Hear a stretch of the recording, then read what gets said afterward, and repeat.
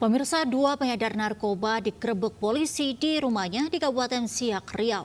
Orang tua pelaku menangis histeris dan meronta-ronta saat anak kesayangannya itu dibawa ke kantor polisi.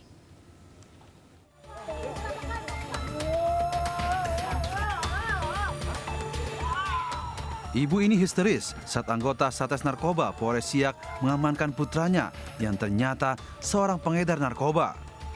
Ia pun memeluk terus anaknya agar tak dibawa petugas. Sebelumnya, polisi menggerebek rumah seorang pengedar narkoba di Jalan Pipa, Kecamatan Tualang, Kabupaten Siak. Polisi mengamankan JH bersama seorang rekannya berinisial SB. Polisi menggeledah kamar pelaku dan menemukan barang bukti narkotika jenis sabu-sabu sebanyak 27 paket di dalam kotak rokok yang disimpan di bawah tempat tidur.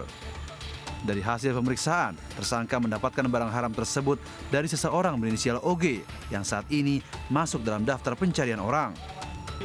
Setelah dilakukan penyelidikan, ternyata benar adanya transaksi tersebut sesuai dengan TKP yang diinformasikan oleh masyarakat. Tersangka sudah melakukan pengedaran narkotika tersebut lebih kurang 3 bulan. Saat ini, kedua tersangka ditahan di Mapolres Siak untuk dilakukan pengembangan kasus lebih lanjut. Kedua tersangka dijerat dengan Undang-Undang Narkotika Nomor 35 Tahun 2009. Dari Siak, Riau, Indra Yosrizal, iNews melaporkan.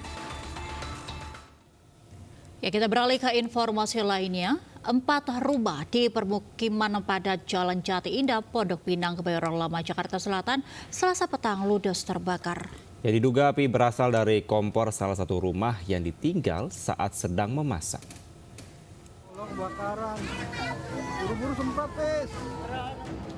Kepulan asap hitam membumbung tinggi dari atap rumah warga yang terbakar di Jalan Jati Indah, Pondok Pinang, Kebayoran Lama, Jakarta Selatan, Selasa petang.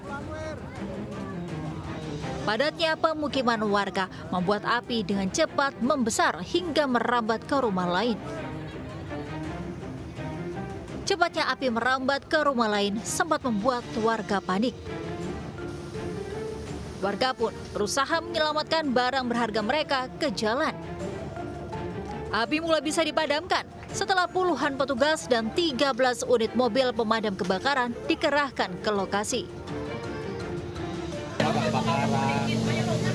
Lagi masak.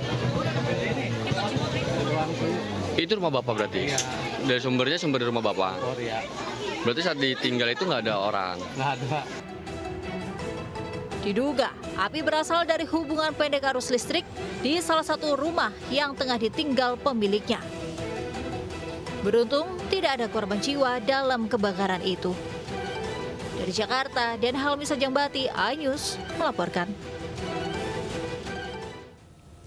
Diduga akibat korsleting listrik pada bagian mesin, sebuah angkutan kota jurusan Salatiga, Kembang Sari, Jawa Tengah pada Selasa siang terbakar.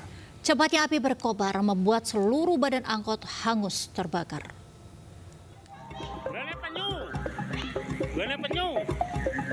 Kobaran api melalap sebuah angkutan kota yang sedang parkir di Ruko Taman Harapan, Kutiwinangun Kidul, Kecamatan Tingkir, Kota Salatiga, Jawa Tengah.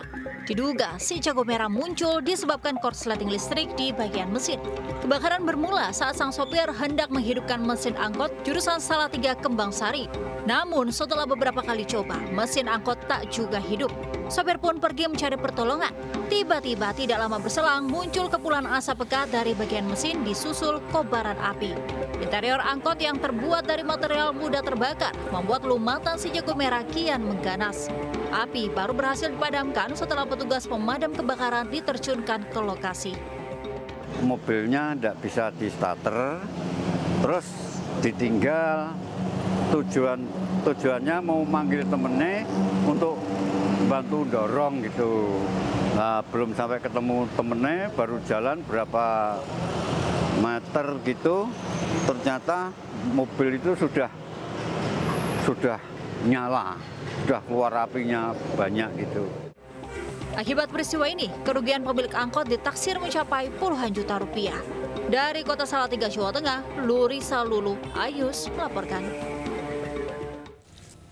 Pemirsa, diduga remblong, sebuah truk kontainer pengangkut semen hilang kendali dan menabrak sejumlah pengendara hingga akhirnya terperosok ke dalam tebing sedalam 5 meter di Kabupaten Bogor, Jawa Barat. Ya, selain itu, truk juga menimpa sebuah rumah yang berada di bawah tebing.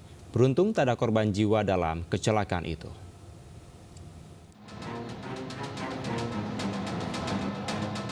Seperti inilah kondisi sebuah truk kontainer pengangkut semen mortar yang terperosok ke dalam tebing setinggi 4 meter di pinggir Jalan Raya Narogong, Kecamatan Kelapa Nunggal, Kabupaten Bogor, Jawa Barat pada Selasa siang. Kecelakaan ini berawal saat truk yang melaju dari arah Cilengsi menuju Gunung Putri tiba-tiba mengalami remblong saat melintas di jalan yang kondisinya menurun.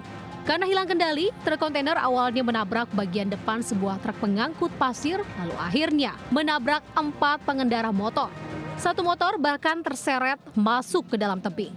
Selain menabrak sejumlah pengendara, badan truk yang terperosok ini juga menimpa sebuah rumah yang berada tepat di bawah tebing. Beruntung tidak ada korban jiwa dalam insiden ini. Namun sopir truk naas ini dilarikan ke rumah sakit karena mengalami luka serius. Pelan-pelan di situ kan karena jalanan agak rusak dikit. Nah, tiba-tiba itu ada suara gubrak gitu kan. Lalu saya tengok belakang, udah ada motor yang ketabrak gitu kan. Nah, terus saya ikut keseret. Oh, terus tiba-tiba abang bisa selamat, gimana ceritanya bang? Ya loncat bang. Oh, loncat. Ya. Karena bobot truk kontainer dan juga muatannya yang berat, petugas harus menunggu alat berat untuk mengevakuasi truk. Dari Kabupaten Bogor, Cahyat Supriyatna, iNews melaporkan. Pemirsa, Presiden Joko Widodo dan Ibu Iriana meninjau area terdampak longsor dan banjir bandang lahar dingin di Agam, Sumatera Barat. Presiden pun meninjau proses pembersihan puing yang tengah dilakukan para anggota TNI dan Basarnas. Presiden Joko Widodo memandang penanganan bencana di Sumatera Barat, termasuk di Kabupaten Agam dan Kabupaten Tanah Datar, sudah berjalan dengan baik. Langkah-langkah tersebut meliputi evakuasi korban, penanganan pengungsi, hingga pembangunan infrastruktur darurat. Begitupun perbaikan rumah-rumah yang rusak berat segera dilakukan, termasuk untuk relokasi. Musibah tanah longsor dan banjir bandang lahar dingin ini menimbulkan 61 korban jiwa. 59 diantaranya telah teridentifikasi, sementara 11 orang lainnya dalam proses pencarian.